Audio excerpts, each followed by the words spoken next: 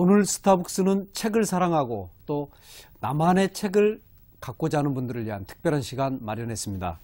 누구나 한 번쯤 꿈꾸는 나만의 첫 책 쓰기의 저자 양정훈 포스코 독서경영 코치 이 자리 모셨습니다. 어서 오십시오. 예, 안녕하세요. 예, 반갑습니다. 네. 지금 포스코 재직하고 계시는 거죠? 네, 맞습니다. 예, 어떤 일 하십니까? 독서경영 코치면?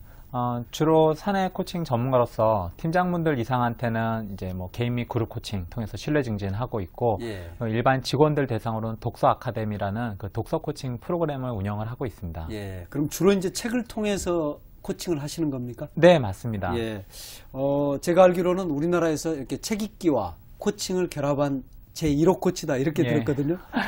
어떠신가요?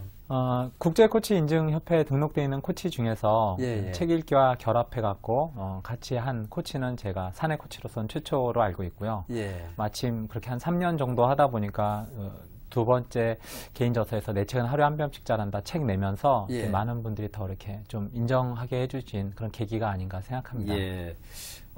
사내 독서경영 코치를 영입한 사례 포스코가 처음 아닌가요? 네, 그렇게 알고 있습니다. 다른 회사도 지금 이제 비슷한 일을 하시는 분들이 계십니까?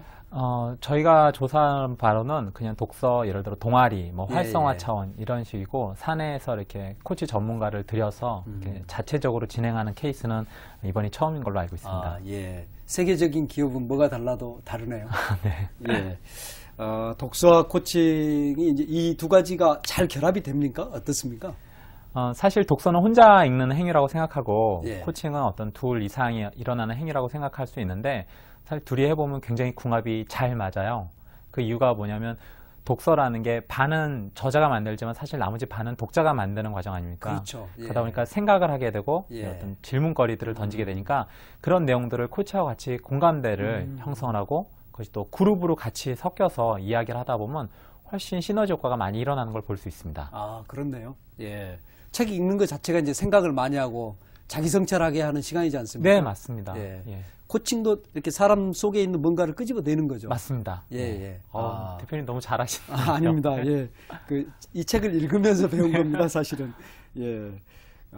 사내에서 코칭을 하시게 된 또는 그 독서 경영 코치로 인정받게 된 어떤 계기, 어떤 게 있었을까요? 사실 한 권의 책에서부터 시작을 했는데 산에서 원래는 그냥 일반 대상으로 팀 리더분들을 코칭하는 개인 코칭 서비스로 들어갔었거든요. 예, 예. 근데 그 당시에 이제 부사장님하고 지금 그 포스코 캠텍으로 가신 이성수 상무님이 계셨는데 굉장히 독서광이셨어요. 예. 그래서 야, 이 사람의 성장을 위해서 좀 책을 활용을 해보자. 그래서 독서 코칭이라는 걸 접목을 해보자. 예. 그래갖고 이제 사회 전문가 몇 분, 컨설팅 업체를 해갖고 진행을 해봤더니 뭐 반응이 썩 그 참가자 반응이 별로 좋지가 않았던 거예요. 그래서 벤치마킹을 하러 막 다니다 보니까 어떤 회사에서 우리는 이 책으로 하려고 하는데 이 책대로 하면 잘하면 좋겠더라라고 해서 그 책을 보니까 진짜 괜찮은 모델 같다. 그럼 이 저자한테 한번 물어보자. 이 저자 뭐 하고 있는 사람이야? 했더니 사내 직원이었던 거예요. 예. 그리고 어디 근무해? 했더니 밑에 층에 근무한다는 거예요. 그래갖고 당장 불려서 이제 제가 올라가게 된 거죠. 예. 제가 썼던 책 때문에. 그래서 이제 뭐 부사장님께서 이 독서 코칭 이 안에 보니까 굉장히 성공적인 모델로 보이던데 정말 이 책처럼 잘 할 수 있겠어? 라고 물어보시더라고요. 그래서 제가 딱 앞에서 자신 있게 아니요. 더 잘할 수 있습니다. 그렇게 얘기를 드렸어요. 사실 제가 좋아하고 잘할 수 있는 일이라 생각을 해갖고 그랬더니 조직에서는 잘할 수 있다고 생각하면 그다음부터 일이 막 들어와요. 그래서 정말 많이 기회가 주어지더라고요. 그래서 정말 즐겁게 했고 또 그 산에 계신 분들이 반응도 굉장히 좋았고 그래서 제가 좀 인정받게 된 계기가 됐었습니다. 그렇군요. 네. 지금 말씀만 들어도 저도 굉장히 가슴이 뿌듯한 게 산에서 사실 이제 그런 역할을 하는 분이 어떤 그 이전에 전혀 없던 역할이기 때문에 잘하려면 경영진들이 사실 이해를 해야 되잖아요. 그렇죠. 예. 맞습니다. 근데 우리가 밖에서 듣기로 포스코가 굉장히 독서에 관심 많고 특히 이제 정준양 회장님 같은 분도 아주 뭐 독서 강이고 또 이제 인문학적 지식이 풍부하다 이런 말씀만 들었는데 실제로 그렇게 이제 부사장님이나 이런 상무님들까지 그런 부분에서 이해하고 있다는 게 솔직히 놀랍습니다. 사실 그렇게 지원을 받고 이렇게 의지를 해주시는 것 자체가 상당히 실무지인 입장에서 일을 주시는데 큰 힘이 됩니다. 우리가 새를 다루는 회사다 그러면 조금 이렇게 뭐랄까 거칠게 생각하기 쉬운데 네네. 역시 그 소리 없이 세상을 움직이는데 이유가 있구나. 네. 그렇네요. 네. 이제 그런 역할을 이제 해주시는 거죠. 네, 예. 맞습니다. 어떻습니까? 책을 통해서 정말 사람이 달라집니까? 그런데? 예, 분명히 그 달라집니다. 사실 한 4년 동안 그 독서와 코칭 결합하면서 정말 수많은 사례를 보아왔고 예. 그런 분들이 하나씩 바뀌면서 자신의 삶을 이뤄가는 것들을 봤기 때문에 확실하게 말씀드릴 수 있을 것 같아요. 사례랄까요? 아니면 이렇게 인상적인 뭐 에피소드랄까요? 예, 소개해 주시면 좋을 것 같아요. 처음에 회사 들어와 사내에서 시작하실 때 그 나이가 아주 지긋하신 이제 50대 넘으신 그러니까 사내에서 보면 거의 뭐 퇴직을 앞두신 그런 분들이 계셨어요. 그러니까 그분이 같이 아카데미에 독서 코칭에 참여하면서 뭐 일주일에 한 번씩 하냐, 뭐 책은 어떻게 이렇게 뭐 많이 읽냐, 이거 뭐 시간대가 안 맞는다. 귀찮은 거죠? 예, 뭐 막 이런 얘기를 하시면서 뭐 굳이 내 나이에 막 그런 얘기 하셨었거든요. 그렇죠. 예. 근데 이분이 2, 3주 정도 지나고 한 달 정도 되니까 이거 아니구나. 정말 이런 기회가 없겠구나라는 거를 스스로 책을 통해서 깨달으시는 거예요. 그러더니 그 과정 배우신 동안 뭐 술도 끊으시고 예. 그리고 정말 책도 막 일주일에 꼬박꼬박 한 권씩 읽더니 지금 졸업하셨거든요. 예. 근데 지금은 일주일에 한 2-3권 정도 읽는 독서광이시다가 운동도 꾸준히 하시고 그 내가 이제 늦었지만 새롭게 내가 또 배움의 길을 찾아야 되겠다 그래서 대학교 과정도 또 등록해서 지금 또 저녁에 끝나고 다니고 정말 이런 분들도 있었고 뭐 이렇게 프리젠테이션 책 읽고 사내 발표 자료에 응용해 갖고 굉장히 히트를 치신 분도 있었고 예. 자기가 좋아하는 일을 찾아갖고 새롭게 인생 이막을 준비하시는 분들도 있었고 정말 뭐 헤아릴 수 없이 많은 것 같습니다. 예. 네. 책 속에 어떻게 해서 그런 힘이 숨어 있을까요? 어떤 과정인 것 같습니까? 일단 책이라는 것 자체가 저자가 하나의 그 컨텐츠를 만들기 위해서 굉장히 많은 노력을 하게 되더라고요. 저도 자료를 조사하면서 많은 저자분들을 만나는데 예. 최소한 출판사에서 그 법칙이 아무리 못해도 한 권을 쓰려면 그 분야의 100권 정도는 제대로 이해를 하고 써야지 자기만의 색깔이 나온다라는 그렇죠. 얘기를 하거든요. 예, 예. 그러니까 어떻게 보면 내가 그 책 한 권을 통해서 그 저자가 노력하는 100권여 정도의 컨텐츠를 사실 자기 거화 시킬 수 있는 그렇죠. 그런 예. 뭐 아주 강한 힘이 될 수 있는 거거든요. 예, 예. 그것도 아무 때나 갖고 다니면서 그렇네요. 피기만 할 수 있고 아마 거기에 그 힘이 응축돼 있기 때문에 도움을 받지 않을까 생각을 합니다. 예, 예. 저자가 100권 읽으면서 모은 길을 그렇죠. 우리는 정말 너무 아주 쉽게도 한 방에 네, 그렇네요. 네, 맞습니다. 예. 개인은 이제 그렇다 치더라도 그게 사람들이 모여 있으면 또 굉장히 어떤 그 각양각색의 개성이 있는데요. 네. 회사나 조직이 바뀌기도 합니까? 저는 충분히 바뀐다고 봅니다. 예. 뭐냐면 결국 조직이라는 것도 어떤 컴퓨터의 부품체나 아니면 뭐 이렇게 어떤 회사 건물들이 모여 있는 게 아니고 결국 사람이 모여 있는 집합체가 조직이잖아요. 그렇죠. 그럼 그 개개인들이 모여서 그 변화가 결국에는 뭐 혼자서 일어나는 변화보다 굉장히 다이나믹하게 보이지 않을지라도 분명한 건 우상향 곡선을 그린다는 거죠. 예. 그러면 지금 4년 동안 해오면서 이렇게 여쭤보면 그렇습니다만 포스코 내에서 양정훈 코치에 대한 만족도가 상당히 높으신 거네요. 사회에서 한 2년 정도 하고 왔고 예, 이제 포스코에서 지금 2년 차 하고 2년째. 있는데 그래도 뭐 만점 정도는 좋게 평가해 주셔서 그렇습니까? 산에서 그런 과정으로는 인정받습니다. 예. 이렇게 이제 밖에서 잘하는 분들이 집에서 잘하는 경우는 좀 드물더라고요. 그래서 제가 한번 여쭤보고 싶어요. 집에서는 어떻게 하십니까? 제가 그 법륜 스님이 쓴 스님의 주례사라는 책이 그런 내용이 있는데 그 어떤 좋은 부부는 그 서로 잘 기대는 게 아니고 홀로 잘 설 줄 아는 부부가 둘이서도 잘 선다라는 그런 얘기가 있더라고요. 그래서 가장 중요한 게 서로에게 무엇을 해주냐 못 해주냐 그런 것 때문에 실망하기보다는 서로가 각자의 길을 잘 걸어갈 수 있게 서로 지지해주고 응원해줄 수 있는 그런 역할이 더 부부 사이에 좋지 않을까. 그래서 제 아내도 그런 관점으로 제 길을 많이 지지해주고 알아서 좋아하는 거 잘하고 살아라. 그러면은 집안에서 서로 소 닭보도 한다 지금 그런 말씀이에요? 아닙니다. 책을 같이 읽어도 예를 들어 각자의 세계에 빠져 있지만 둘은 같은 공간 안에 있잖아요. 그러니까 뭐 따로 또 같이 뭐 그런 표현이 제일 적당할 것 같아요. 그러면 집안에서 아이들한테는 책을 어떻게 읽히십니까? 사실 아이들한테 뭐를 하라라고 얘기할 시간이 별로 없습니다. 왜냐면 제 아내나 저나 다 각자 자기 할 거 바쁘거든요. 그렇죠. 그러니까 저도 들어오면 책 읽어야 되고 제가 써야 할 글 써야 되고 뭐 제 아내도 자기의 꿈을 찾아 하고 싶은 걸 해야 되고 그러니까 아이들도 그런 걸 보면서 각자 자기가 이제 읽고 싶은 책을 읽고 각자가 쓰고 싶은 글을 쓰고 하거든요.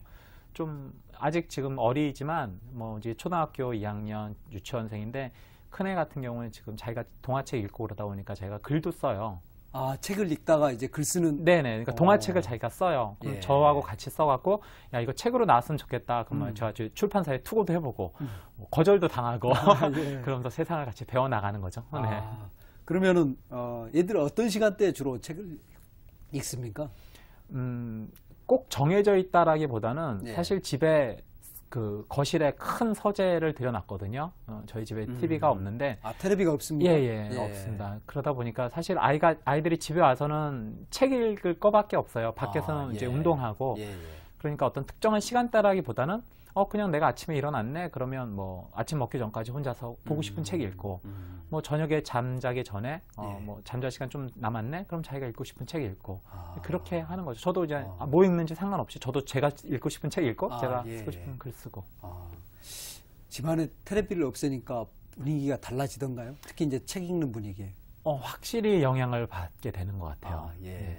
예전에 그 EBS에서 그 채널 다큐멘터리 했었을 때 그 하루에 TV 보는 평균 시간이 한국인들이 한 3시간 정도라고 하더라고요. 엄청나네요. 네, 그렇죠. 그래갖고 사실 좀 TV 중에서 이렇게 좋은 스타벅스같이 좋은 프로그램도 있지만 좀 자극적이고 이렇게 사람들의 어떤 소비를 시키는 그런 프로그램들이 있잖아요. 그런 프로그램들을 보면서 사람들이 사실은 이렇게 스스로 생각하거나 활성화시키기보다는 좀 시간을 그냥 보내는 경우들이 있으니까 특히 저는 유혹에 약해서 TV가 있으면 잘 못하더라고요. 저는 스타벅스도 좀 자극적이어서 사람들이 우리 프로그램 많이 봤으면 좋겠어요. 그렇군요. 책 읽기 전문가신데 1년에 또는 한 달에 이렇게 몇 권 읽냐 이런 이제 질문들을 받으실 것 같거든요. 한 달에 몇 권 읽으십니까? 뭐 구체적으로 세보지는 않는데 뭐 일평균 한 권 정도는 읽습니다. 하루에 한 권? 그러니까 한 달에 그러니까 1년으로 치면 300여 권 정도. 그 정도. 하루에 한 권의 책을 읽을 시간을 낼 수가 있나요? 아니면 빨리 읽으시는 겁니까? 이거 시간 관리 책 쓸 때 제가 그런 걸 많이 느꼈었는데 사실 저보다 더 많이 읽으시는 분들도 있거든요. 그런데 이제 이거는 권수의 양으로만 사실 말씀드리면 무엇을 할 줄 아느냐보다 사실은 무엇을 하지 않느냐가 더 중요한 부분 같아요. 시간 관리 측면에서. 그래서 사실은 제가 이거 빼고 글 읽고 쓰고 하는 것 빼고 사실 다른 남자들로 치면 제너럴하게 할 줄 아는 게 별로 없어요. 뭐 골프라든지 뭐 바둑이라든지 뭐 테니스 아니면 뭐 술자리 사실 이런 것들을 거의 못하니까 그것들을 하지 못하고 남는 시간들 그러니까 회사 생활을 하고 남는 시간들에 책을 읽는 거니까 저는 가능해지는 것 같습니다. 그러면 그렇게 하루에 한 권 정도 읽으신 책을 어떤 식으로든지 기록으로 남기십니까? 참 그 귀찮던데요, 저는 해보면. 저는 아무래도 글 쓰는 것들을 생각하고 그게 좀 저한테 맞다 보니까 어떤 식으로든 뭐 블로그에도 매일 한 편씩은 그 글 쓴 거를 정리를 해놓고 제 주변 지인분들한테 이런 책이 있는데 이런 구절이 좋더라. 뭐 저도 제 책을 쓰고 뭐 제 책이 많이 사랑받았으면 좋겠지만 결국 제 책도 다른 사람들의 어떤 아이디어나 이런 것들을 분명히 도움을 받은 거거든요. 그렇죠. 그러니까 그분들 책을 소개시켜드리면서 또 이렇게 하는 게 즐거움이자 또 의무인 것 같아요. 요즘 그 좋은 책을 100개 쓰는 게 좋다 이런 말씀들을 참 많이 하시거든요. 필사하는 거죠. 네, 맞습니다. 어떻습니까? 그렇게 혹시 해보신 적이 있으신지요? 그럼요. 제가 글을 쓰는 칼럼의 일부분은 사실 다른 책의 일부분을 필사하면서 문장을 시작을 하거든요. 근데 그게 가장 좋은 점이 뭐냐면 본인이 읽는 것들은 되어 있는데 이 쓰는 것들은 훈련이 안 돼 있으면 사실 자기가 생각한 대로만 쓰다 보니까 어떤 정형화된 틀을 잘 못 찾는 경우가 많아요. 근데 필사를 하다 보면 쉼표는 이렇게 찍어야 되는구나. 내가 이 단어는 이렇게 알고 있는데 이 단어는 이렇게 쓰는 게 아니네. 라는 것들을 알고 있거든요. 그리고 뭐 조금 더 필사의 팁을 드리자면 사실은 어떤 분은 컴퓨터로 치시는 분도 있고 어떤 분은 손으로 쓰시는 분도 있는데 저희 이제 작가 되기 과정에서 그 예비 작가님들을 보시면 그래도 한 8대 2 정도는 손으로 필사하시는 게 더 좋다라고. 필사는 역시 손으로. 그 핑거 메모리라는 전문 용어가 있는데 손에서 그 어떤 단어들을 썼을 때 그게 그 뇌에 각인시키는 효과가 타이핑을 두들기는 것보다 좀 더 낫지 않나 그런 생각이 들었습니다. 사실은 우리나라 그 조선시대까지만 해도 거의 모든 책을 다 그렇죠. 베껴서 봤지 네, 않습니까? 맞습니다. 예, 그래서 이제 그걸 통해서 사실 지식이 전달이 됐는데 예, 여전히 필사가 힘이 있네요. 그럼요. 프로필에 보면 양코치님의 목표는 만권 읽기다. 이런 게 있습니다. 그래서 네. 그 목표에 지금 어느 정도 와 있습니까? 제가 30대 초반부터 읽기 시작해갖고 지금 한 2,000권 정도 와 있고요. 어떤 분이 물어보셨어요. 뭐 언제까지 그러면 10,000권 채울 수 있을 거 아니야? 그랬더니 제가 진짜 이 속도로 가면 언제쯤 해볼 수 있을까 해서 계산해 보니까 한 27년 정도 남았더라고요. 27년. 네, 그러니까 지금 이 속도로 꾸준히 하면 뭐 한 60대 후반 좀 후반 뭐 중후반 좀 돼갖고 이룰 수 있지 않을까? 네, 그렇게 생각합니다. 예. 사실 이제 뭐 그 꼭 10,000권이냐가 중요한 건 아니지만 네. 그 목표가 있으면 네. 정말 하루에 한 권 꼭 책을 찾게 될 것 같아요. 네, 그렇죠. 예. 저는 궁금한 게 이렇게 책을 좋아하는 양정훈이라는 사람은 어떻게 해서 탄생한 걸까? 그러니까 독서 코칭이라는 이제 독특한 그런 길로 가게 된 데는 책을 좋아하는 게 있지 않겠습니까? 예, 그렇죠. 그럼요. 양정훈의 독서사라 할까요? 이런 거 좀 간단히 소개해 주시면 좋을 것 같아요. 많은 분들은 사실 뭐 좀 젊은 시절에 자기가 좋아하는 일을 찾고 그 일의 전문성을 쌓으면서 이렇게 하시는 분도 있지만 저는 사실 그러지 못했었어요. 그러니까 남들이 좋아하는, 그러니까 뭐 상장회사 다니니까 부러워하겠지, 뭐 월급 많이 받으니까 부러워하겠지, 이런 식으로 외적인 어떤 시선을 의식하면서 사실 저 자신을 이렇게 앞으로 나왔거든요. 근데 물론 그런 외적인 시선이 채워졌는데도 굉장히 공허하더라고요. 행복하지가 않고.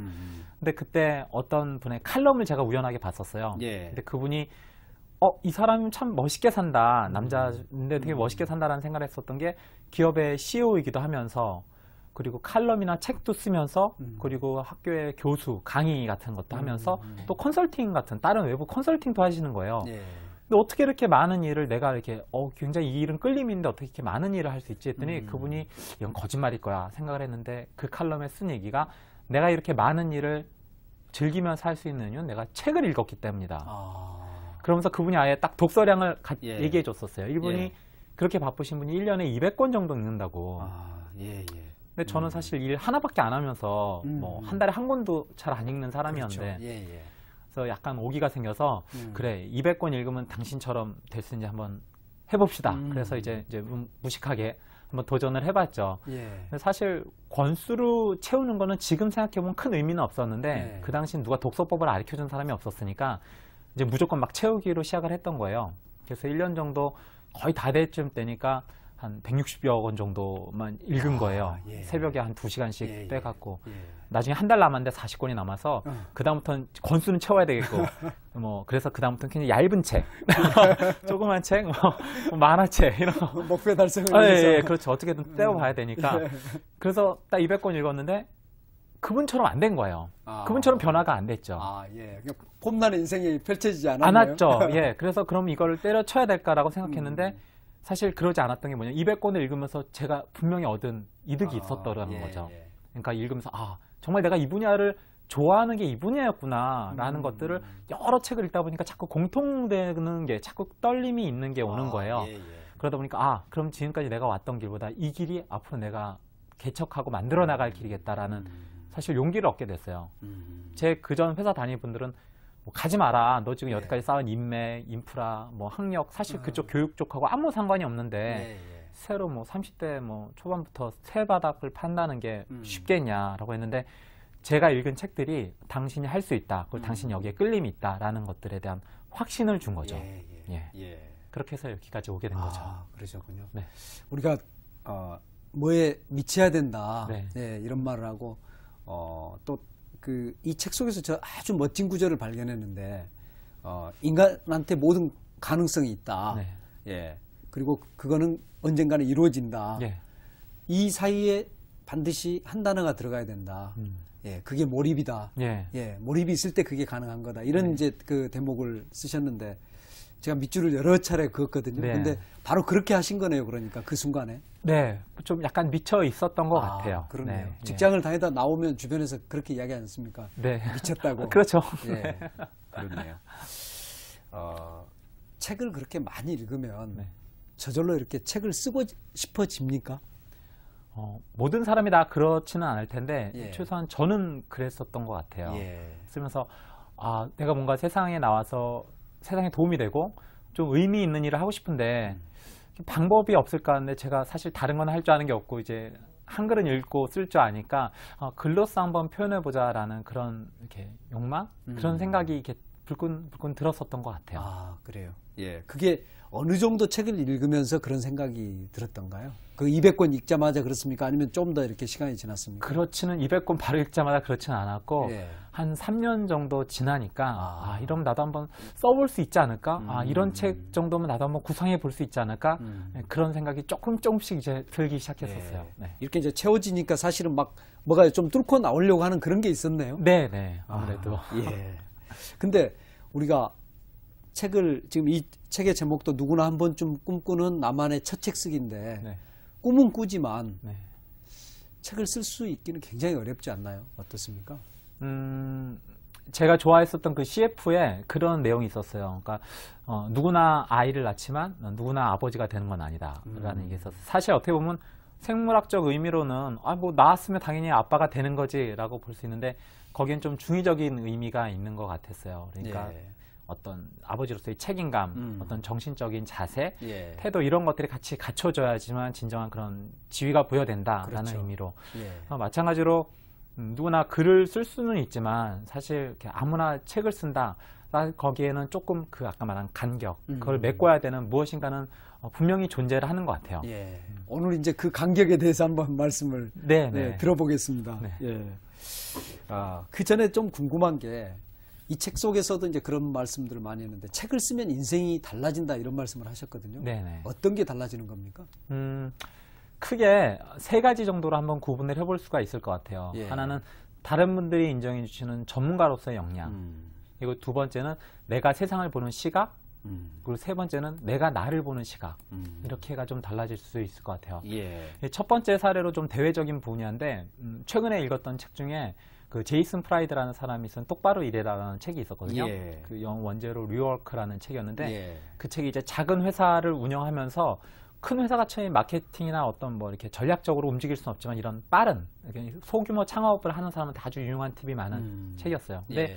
거기에 이런 구절이 있어요. 만약 당신이 누군가를 고용해야 된다면 뛰어난 작가를 고용해라 라는 구절이 있어요. 왜 그러냐? 뛰어난 글쓰기가 뛰어난 사람은 어디든지 써먹을 때가 있다. 그래서 마케팅 부서에서 써먹을 수 있고 홍보 부서에서 써먹을 그렇죠. 수 있고 그렇죠. 아니면 예. CS 고객 만족하는 데 써먹을 수도 있고 예. 정말 여러 부서에 써먹을 수 있으니까 최소한 홈페이지 만드는 데서도 써먹을 수 있다. 그렇죠. 그러니까 이런 쓰임이 많은 쪽은 꼭 고려해갖고 글쓰기가 탁월한 사람은 이렇게 채용하도록 해라라는 예. 구절이 있고 최근에 그 김난도 씨의 그 아프니까 청춘이다라는 예. 책이 많이 또 스테디셀러인데 거기에 그 젊은이들한테 하는 조언 중에 그런 구절이 있어요. 그러니까 내가 그대들에게 단 하나 권하는 그 역량이 있다면 글쓰기 역량이다. 그러면서 글쓰기 능력을 꼭 그 키워놓으라고 들고 싶다라고 하면서 학자나 뭐 작가가 아니면 무엇하러 글쓰기 능력을 들여야 되냐라고 얘기를 하지만 사실 글쓰기 여러모로 힘이 세다. 그래서 한비아 씨가 자기를 인생을 발견한 거는 여행을 하면서 발견했지만 예. 그 여행하는 그 가치를 알린 것은 결국 글쓰기 실력이었다. 예. 그래서 뭐 제가 생각해도 뭐 최재천 교수님이나 생물학 쪽에 그렇죠. 아니면 과학 콘서트의 정재성 교수님이나 사실은 글쓰기를 통해서 대중들에게 많이 알리게 되고 그렇죠. 어떤 소통하는 전문으로서 능력이 된 거죠. 인정을 예, 받게 된 계기였거든요. 예. 그래서 전문가에도 우리가 그 사람 책을 몰라서 몰라주는 사람이 얼마나 많습니까? 예, 그죠? 맞습니다. 예, 그분들 속으로 억울하잖아요. 그런 분들 중에 이런 분들이 있어요. 쟤보다 내가 더 뛰어난데 사석에서 그런 말씀 하시는 분들 많거든요. 저 허당인데 저. 네, 할 수 있죠. 예. 근데 하나가 빠졌네요, 그분한테. 이렇게 글쓰기 능력을 다른 분은 가지고 계셨던 거네요. 네, 그렇죠. 그러니까 그런 차원에서 꼭 권하는 대외적으로 인정받는 차원에서도 가장 강력한 매체 중에 하나 아닐까 생각을 하고 전문가가 될 수 있다는 거. 첫 번째는 그렇고요. 예. 두 번째는 이제 내가 세상을 바라볼 수 있는 시각인데 사실 이렇게 뭐 짧은 글을 쓸 때는 그런 시각이 조금 이렇게 풍부하지 않아도 괜찮지만 이걸 책으로 한 권을 엮겠다라고 말을 하면 최소한 뭐 A4지로 치면 한 120장에서 150장 정도를 내가 뭔가를 갖다가 구성을 해야 되거든요. 예. 그러다 보니까 세상을 바라보는 시각이 굉장히 예리해지게 돼 있습니다. 그래서 저 기사거리는 예를 들어 신문 하나를 보더라도 저 기사거리는 이 책의 어디 부분에 들어가면 맞겠다. 그렇네요. 혹은 뭐 저 미디어에서 나오는 자료는 어디에 쓰면 맞겠다. 이 책에서 본 거는 내 책의 어떤 부분에 또 응용할 수 있겠다. 사람들과의 대화나 인터뷰도 굉장히 예리해질 수 있고요. 그러네요. 내가 보는 시각이 달라지는 거죠. 지식의 이제 지형도가 그려지네요. 그렇죠. 재조합을 할 수 있는 능력들을 자연스럽게 키울 수 있게 되니까요. 그리고 마지막으로 정말 제가 가장 크게 꼽는 건데 나 자신을 볼 수 있는 그런 능력이, 그러니까 자아성찰 능력이라고 하는데 그런 굉장히 도움이 많이 됩니다. 그러니까 내가 이런 자료를 찾으면서 내가 이런 글을 쓰고 싶어 했구나. 내가 이런 표현을 하고 싶어 했구나. 사실 제가 알고 있기로 작가로만 전업 작가분들이 월 수입이 그렇게 많지가 않으세요. 그렇죠. 근데 사실 직업의 만족도로 보면 항상 상위 랭킹을 달리고 있으시거든요. 근데 그게 뭐냐면 내가 그런 어떤 세상과 소통하고 나를 찾는 그 시간 자체가 너무 즐거우신 거예요. 일을 하시면서. 그렇죠. 내가 이걸 맡고 이 주제가 즐겁구나 라는 생각을. 그게 가장 큰 보람이 아닐까 생각을 합니다. 돈을 별로 못 벌어도. 그건 좀 일단 부차적인 것 같아요. 사실 작가로서만 살면서 돈을 많이 번다라는 거는 조금 어려움이 있는 것 같아요. 그거는 이제 정말로 베스트셀러 작가 맞습니다. 특별한 경우고. 아주 특별한 경우죠, 정말. 그렇네요. 지금 실제로 나만의 책 쓰기를 하는 사람들과 함께 어떤 프로그램을 진행하고 계시죠? 네. 그러니까 작가가 되고 싶어하는 꿈을 갖고 있는 분들하고 같이 1년에 52주 프로그램 코스를 해갖고 매주 미션을 드리고 뭐 글쓰기 필사도 봐드리고 그분들이 이제 새로운 글 같은 걸 쓰면 서로 피드백도 드리는 그런 글쓰기 코칭 프로그램을 운영하고 있습니다. 이름이 참 이뻐요. 꿈꾸는 만년필. 네. 좀 더 소개를 좀 해주시면 좋을 것 같아요. 네, 꿈꾸는 만년필이라는 거는 작가 되기 코칭 과정 프로그램이고, 그리고 아까 말씀드렸듯이 좀 작가가 될 수 있을 가장 기본 바탕이 뭘까 한국에서 그런 것들을 여러 출판사분들한테 여쭤봤었어요. 어떻게 하면 책을 낼 수 있느냐, 어떻게 하면 작가로서 성장할 수 있느냐, 또 작가분들도 인터뷰를 하고 그분들이 냈던 내용들이 다독 그리고 다작 다상량 이런 구절이었어요. 거기에 제가 하나 추가를 시키면 개인 브랜드를 좀 갖고 있으면 훨씬 더 도움이 되겠다. 근데 사실 일반인들은 이런 개인 브랜드가 사실 많지 않거든요. 그렇죠. 그래서 이 코칭 프로그램 과정에 개인 브랜드를 높이는 과정들을 하나하나 차근차근 실천해 나가면서 이 작가분들이나 기성 작가분들이 아니면 출판사분들하고 어떤 인맥을 형성시켜드리고 그분들한테 통해서 이제 커리큘럼 수업들을 배워나가고 그러면서 출간 기획서를 작성하는 법 배우고 그리고 자신의 글이나 소재를 찾아가는 방법들을 이런 코칭 스타일로 진행해가는 그런 과정들입니다. 이 과정을 얼핏 보니까 맨 처음 과제가 이렇게 목차를 잡거나 내가 뭘 쓸까가 아니고 방안을 꾸미는 걸로부터 시작을 하던데요. 맞습니다. 실제로 그렇게 시작하자 그러면 좀 황당해하는 분도 있을 것 같은데 어떻습니까? 왜 방안을 그렇게 바꾸는 걸로부터 글쓰기를 시작합니까? 이게 저도 이제 시간관리 책을 쓰다 보니까 나온 자료인데 어포던스의 법칙이라는 게 있습니다. 그게 뭐냐면 그렇게 되어지도록 디자인되다라는 의미거든요. 그러니까 예를 들어서 조이스틱 게임기를 갖다가 한 번도 써보지 않은 사람한테 그 게임기를 주잖아요. 그럼 그 사람이 그 게임기를 한 번도 다뤄본 적이 없음에도 불구하고 그 게임기를 버튼을 누르고 조종관을 땡겨요. 그렇죠. 근데 왜 그러냐면 디자이너들이 그거를 제품을 디자인할 때 그렇게 할 수 있도록 꾸며놨기 때문이거든요. 손이 저절로 가게. 그렇죠. 맞습니다. 그렇기 때문에 사람이 맨 처음에 환경을 만들지만 결국 그 환경에 영향을 받는 건 다시 그 사람이거든요. 그러다 보니까 아까 말씀드린 방안을 꾸미라는 것도 작가로서 내가 이렇게 성공하고 나아가고 생각하고 싶다면 작가가 될 수 있고 작가로서 생각할 수 있는 환경들을 조성하는 게 직간접적으로 큰 영향을 미치게 되거든요. 책상도 정리하게 하고 그리고 어떤 글 쓰는 환경들 뭐 이런 것들을 세팅하게 하는 그런 그러니까 마음속으로 스스로 한 번씩 해보면서 다잡게 되는 거죠. 그렇네요. 네. 그래서 이제 작가의 방을 만들고 이제 그 속에서 이제 글쓰기가 시작되는 거네요. 네, 맞습니다.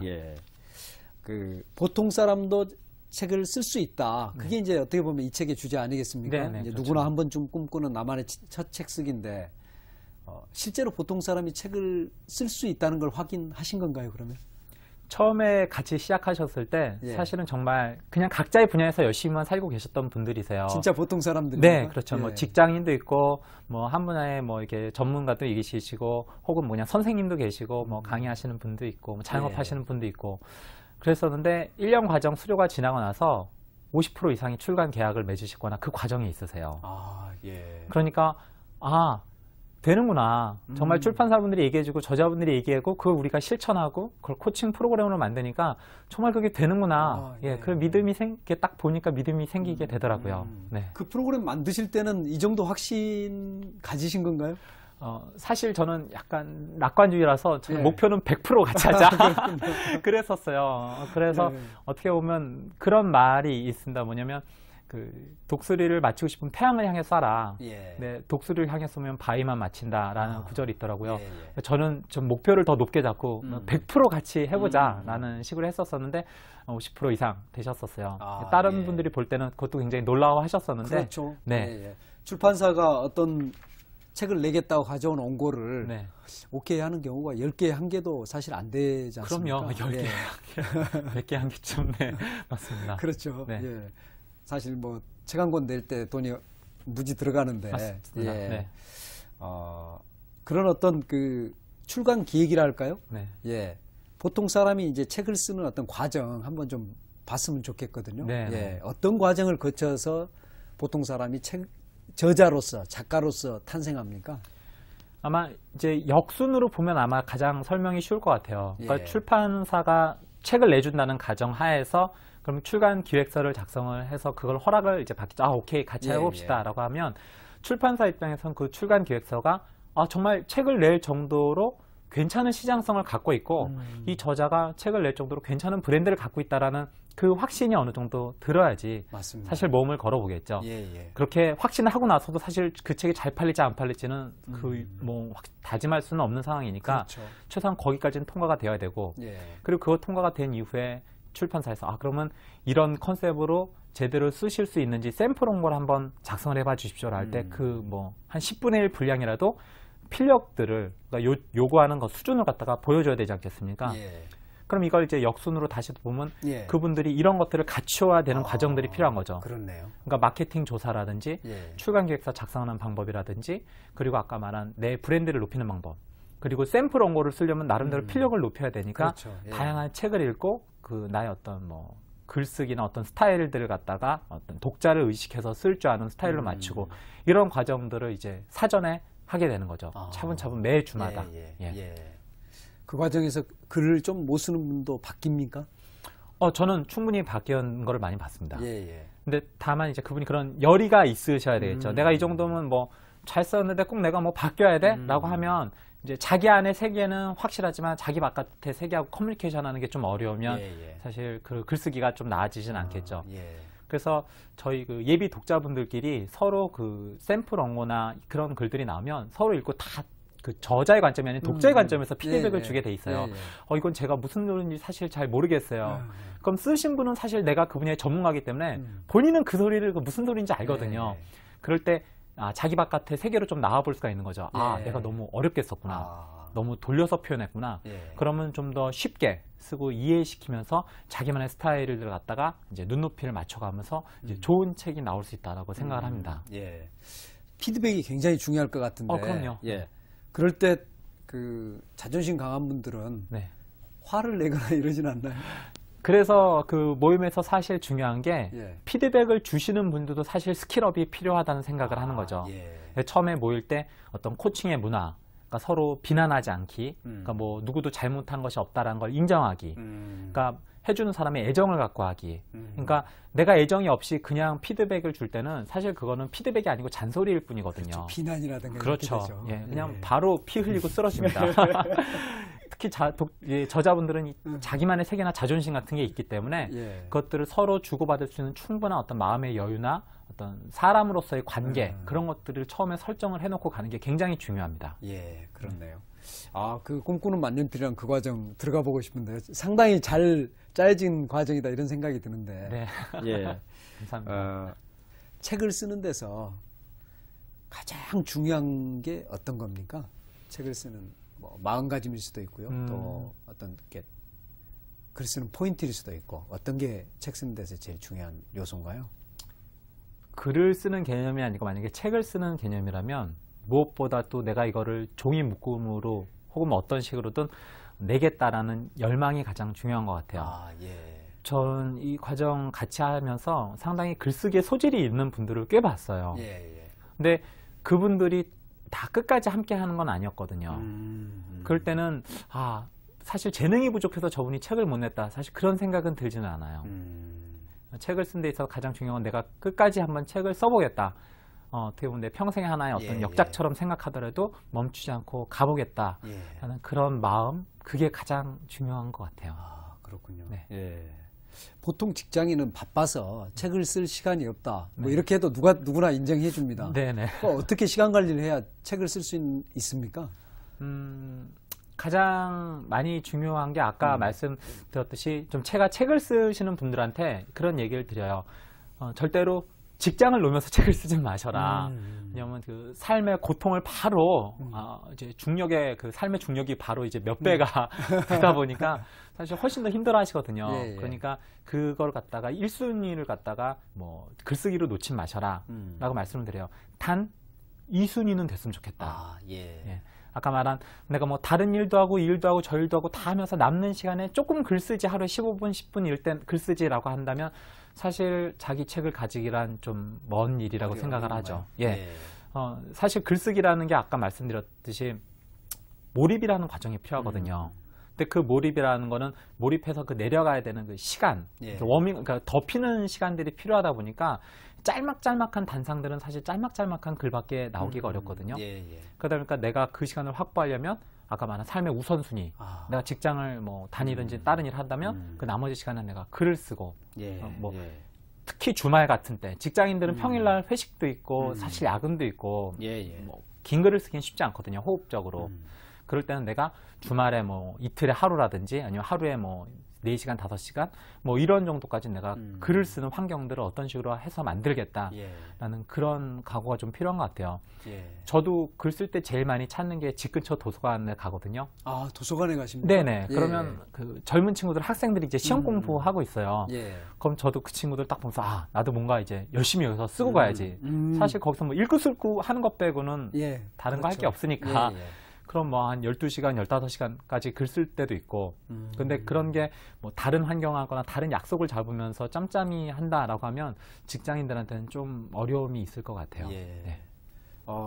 양코치님은 책을 쓰실 때는 만년필이나 볼펜으로 쓰십니까? 아니면 이렇게 타이핑을 하시는 겁니까? 처음에 아이디어 잡고 큰 그림이나 컨셉 잡을 때는 주로 만년필하고 이제 손으로, 그러니까 쓰는 작업들을 많이 하고요.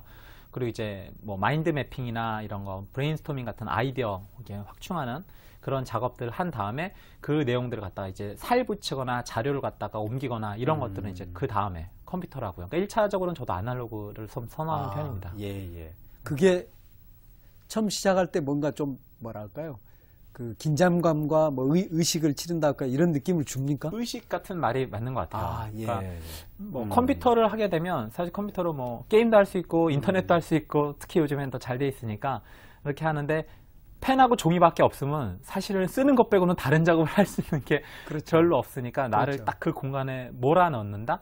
그런 느낌들이 있죠. 그렇네요. 우리가 막연한 그 책 쓰기에 출발이 뭘 쓸 것인가지 않습니까? 그렇죠. 글감을 찾는 거, 내가 써야 될 주제를 찾는 거. 사실 이제 그러면 누군가는 그러겠죠. 뭐 그렇게 쓸 게 없는데 왜 쓰려고 하느냐 이렇게 하겠지만 그래도 이제 나만의 책을 쓰고 싶은 사람들이 있습니다. 어떻게 글감을 찾아내야 되는 겁니까? 가능한 한 뭐 어린아이들도 마찬가지일 텐데 어이들한테 뭐 하고 싶어 그러면 그때마다 자기가 경험치에 따라 다르잖아요. 어떤 날은 제가 뭐 댄서가 되고 싶어, 어떤 날은 가수가 되고 싶어, 뭐 어떤 날은 간호사가 되고 싶어, 다 다르지 않습니까? 아마 그건 그날의 경험치에 따라서 그 느낌이나 끌림이 있는 경우에 그런 얘기를 할 텐데요. 아까 글감을 찾는 경우도 사실 외부적으로 많은 글감을 찾았을 때 어떤 욕망거리가 사실 생기거든요. 내가 저거 써보면 괜찮을 것 같은데, 내가 저거 해보면 괜찮을 것 같은데. 어떻게 보면 그런 거에 하나의 사례가 뭐냐면 지금 내 뒤에 책장에 꽂혀 있는 책들 중에서 어떤 부류의 책들이 가장 많이 꽂혀 있느냐 이렇게 보게 되면 내가 이런 분야의 책들을 좋아했구나 라는 것들이 이제 뭐 간접적으로 얻을 수 있는 경험이 되겠죠. 뭐 그런 거라든지 아니면 다른 사람과 얘기할 때 정말 이거 내가 얘기해도 계속 지치지 않는 소재라든지 뭐 꼭 글로 쓰지 않았어도 예. 나는 내 친구가 이거 얘기하면 뭐 한 2박 3일은 계속 이것만 얘기해도 신이 나! 뭐 그런 주제라든지 그런 것들을 통해서 찾아가는 게 예, 자기의 글감에 제일 맞을 것 같아요. 그렇군요. 그렇게 해서 이제 글감이 정해지면 글을 쓰는데 이 책 속에서 좀 재밌는 지적을 하고 있어요. 뭐냐면 그렇게 해서 쓰다 보면 이게 굉장히 뇌가 활발해지면서 모든 분야에 대해서 자기가 잘하는 것 같은, 그래서 이것도 해보고 싶고 저것도 해보고 싶은 그 어떤 순간이 온다, 그런 말씀을 하셨거든요. 예, 맞습니다. 실제 그렇습니까? 정말 의욕이 막 생길 때는 예. 야, 뭐 내가 이 글도 쓰다가 갑자기 내가 저 분야도 좀 하면 잘 될 것 같은데 라고 생각하면 갑자기 저 소설 분야도 해볼까? 그리고 뭐 심리학 하면 저 심리학도 내가 좀 할 줄 아는데 하고 그러니까 자신감이 넘칠수록 사실 좋은 에너지입니다. 다만 그것들을 갖다 지금 한 권의 책을 만들기 위해서는 우리가 방향을 이제 한 방향으로 모으고 집중하는. 그렇죠. 그 소재를 할지라도 내 소재하고 연결시켜서 어떻게 풀어낼 수 있을까? 좀 이렇게 모아보는 그런 생각이 있으면 도움이 많이 되겠죠. 그렇네요. 예. 이제 책을 그렇게 해서 썼는데 이 책을 이제 출판사도 설득을 했습니다. 근데 그렇게 해서 책이 세상에 나왔을 때 책이 팔려야 되지 않습니까? 나는 할 이야기가 많은데 남이 듣지 않으면 안 되는데 팔리는 책을 어떻게 씁니까? 일단 가장 제가 이제 출판사분들하고 작업을 하다 보니까 1차적인 거는 출판사의 어떤 고민이 가장 큰 몫인 것 같아요. 왜냐하면 이제 팔리지 않아도 이제 저자는 망하지 않지만 사실 출판사는 타격이 있잖아요. 그렇죠. 책이 안 팔린다고 저자의 집에 갖다 창고로 쌓아놓지는 않지 않습니까? 하지만 출판사는 그거에 대한 재고 부담이나 뭐 물류 유통 부담을 갖고 있기 때문에 출판사에서 가장 많이 신경을 쓰고요. 그런 차원에서 브랜드가 있는 저자들을 선호하는 것 같아요. 그렇네요. 그러니까 이 사람이 책을 잘 쓴다 못 쓴다 개념보다 많은 사람한테 알려져 있고 호감이 가면 최소한 뭐 찍어내면 그래도 뭐 몇만 분 나가겠지라고 하면 이게 손익분기점 이상 훌쩍 넘으니까 그래서 유명한 선수들이나 뭐 이렇게 TV에 얼굴을 많이 비치는 분들에게 그런 기회가 많이 오는 건 사실 출판사 입장에서는 당연한 개념이고요. 저도 예를 들어서 몇만 명한테까지 알릴 필요는 없지만 개인적으로 어떤 내가 브랜드를 쌓는다라는 차원에서 최소한 내 주변 사람들이라든지 내 어떤 지인들한테만 해도 좀 우호군을 확보하는 뭐 그 연예인들과 이런 개인의 중간 단계가 요즘엔 워낙 글쓰기가 블로거나 이런 걸 통해서 소셜 네트워크 서비스를 많이 통해서 하니까 뭐 파워블로거라든지 이런 분들이 요 중간 선상에 있는 분들이라고 이렇게 볼 수 있겠죠. 그렇죠. 그래도 그 정도는 돼야 책이 나왔을 때 반응이 오는 거죠. 어느 정도 좀 관심을 갖고 있는 기본층들이 좀 확보가 될 수 있으니까요. 그 책을 쓴다는 게 그냥 내 혼자 열심히 주제 찾아서 좋은 책 쓰는 데서 멈추지 않고 판매를 고려한다면 자신의 네트워크 속에서 자기가 책을 쓰고 있다는 거, 또 책이 나왔다는 것을 알고 반응할 사람들을 확보하는 것도 굉장히 중요한 일이네요. 그렇게 확보가 돼 있으면 출판사에서 굉장히 고마워하죠. 그러면 출판 계약하기도 쉽네요. 훨씬 쉬워질 겁니다. 훨씬 쉬워질 겁니다. 베스트셀러가 탄생하고 또 때로는 바로 반응은 없지만 꾸준히 팔리는 스테디셀러가 탄생하는데 작가시니까 그 두 가지 책을 보면서 좀 여러 가지 생각을 하시게 될 것 같아요. 그 두 책의 차이가 뭡니까? 사실 베스트셀러라는 거는 시대적 흐름보다는 그 순간의 마케팅적인 부분들이 상당히 많이 좌지우지 될 수 있다고 봅니다.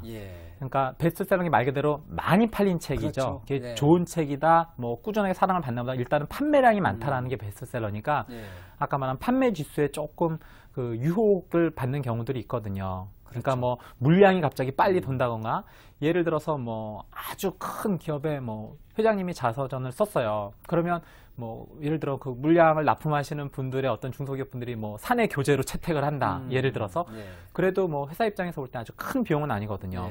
하지만 그렇게 몇 개가 딱 뭉쳐지면 이제 순식간에 그 주의 베스트셀러가 될 수 있는 거죠. 이제 그런 것들을 좀 염두에 두다 보면 이제 그냥 베스트셀러라고 한다고 해서 꼭 나한테 맞는 책이다. 그렇게 보는 거는 일단 한 번 정도는 필터링을 좀 해봐서 생각을 해보면 좋을 것 같고요. 베스트셀러보다 스테디셀러는 좀 의미가 다른 것 같아요. 그러니까 예를 들어서 작년에 1년 동안 꾸준히 사랑을 받았었다라는 건 사실 입소문 없이는 안 되거든요. 그렇죠. 그러니까 그것이 의미하는 거는 예를 들면 시대가 그런 목소리를 요구했는데 마침 이 가려운 곳을 이 책이 긁었다라는 그런 의미로 좀 보여져요. 작년 같은 경우에 예를 들어 뭐 정의란 무엇인가라는 책이 한참 꾸준한 사랑을 받았을 때는 결국적으로 사람들이 어떤 정의가 도대체 뭘까라는 그 고민을 하고 있는 사회에 살고 있다라는 간접적인 반증이거든요. 그렇네요. 그러니까 나는 열심히 사는데 정의롭게 살지 않은 사람도 왠지 잘 살고 있는 것 같고, 왠지 사회가 뭔가 공평하지 않다라고 하는 뭔가 불신이 있을 때 거기에 대해서 좀 더 생각해보고 긁어줄 수 있는 그런 컨텐츠가 나왔을 때 그것이 맞았을 때 지속적인 사랑을 받을 수 있는 하나의 계기가 될 수 있는 거죠. 그러면 어떤 보통의 사람이 책을 쓸 때는 스테디셀러를 목표로 하는 게 베스트셀러보다 더 적합하다 이런 생각도 드네요. 저는 그게 훨씬 더 나을 것 같다는 생각을 해요. 근데 그 책 쓰는 분들이 대부분 대박을 꿈꾸거든요. 네, 그렇죠. 처음 쓰면 그러실 겁니다, 아마. 이건 정말 몇만 부야 이러면서 막 돈이 얼마 들을 건지 계산도 하고 이럴 텐데. 통장도 미리 만들고요. 이거는 따로 뭐 뭉칠 돈 뭐 이렇게. 근데 그렇게 되는 경우는 드물지요. 책 쓰는 이런 출판 용어에 이런 얘기가 있어요. 당신이 책 쓰기로 부자가 될 수는 있다. 하지만 살림을 영위하기는 어렵다. 얘기가 있거든요. 그러니까 책 쓴다는 건 아까 말한 부자가 된다는 거는 정말 뭐 손에 꼽는 사람의 역할인 거고, 나머지 사람들은 다른 의미들을 사실 찾아야 되겠죠. 그렇네요. 아까 말씀하신 그런 전문가로서 인정받고 그럼요. 세상을 바라보는 시각도 달라지고 또 나를 찾게 되는. 사실 그런 걸 통해서 이제 그 자신의 행복이 높아지니까. 맞습니다. 그렇네요. 최근에 어떠십니까? 깊이 파고들고 있는 또 다른 주제가 있으신가요? 제가 이제 많은 분들과 같이 독서나 이런 것들을 통해서 자신의 삶을 찾고 이런 얘기들을 많이 드리는데요. 요즘 나온 책들 중에 다 그런 얘기는 이제 하세요. 우리가 이제 어느 정도 국민소득이 넘었고 사람들이 자기가 좋아하는 일을 해라, 자기가 잘하는 일을 찾아 성공한다, 이런 책들은 나왔는데 그것들을 어떤 방법으로 찾는지, 그리고 그 방법들을 찾은 다음에 어떻게 실행을 해야 되는지, 사실 이렇게 이런 실용을 전문으로 가이드해주는 책들은 아직 많이 없는 것 같아요. 그래서 제가 그런 부분들을 지금 정리를 하고 제 인생부터 지금 접목을 해봤거든요. 그래요? 그런 것들을 책으로 엮어서 한 많은 분들한테 도움이 되지 않을까 생각을 하고, 그 다음으로 뭐 인문학 관련해서 좀 더 많은 분들이 접하기 쉽게 하거나 남녀 간의 성을, 좀 올바른 성에 대해서 다루는 그런 책도 지금 그 다음 순서로 이렇게 나와 있습니다. 그렇군요. 기대됩니다. 책이 양코치님 인생을 사실 바꿔놓은 건데 시청자들이 내가 이렇게 사는 건 아닌데 이런 생각 참 많이 하시거든요. 그럴 때 답답할 때 서점에 갑니다, 사실은. 그래 가서 이제 어떤 책으로부터 위로도 받고 또 기쁨도 얻기도 하고 그러는데, 그런 게 어떤 인생의 전환까지 가는 것은 쉽지 않은 것 같거든요.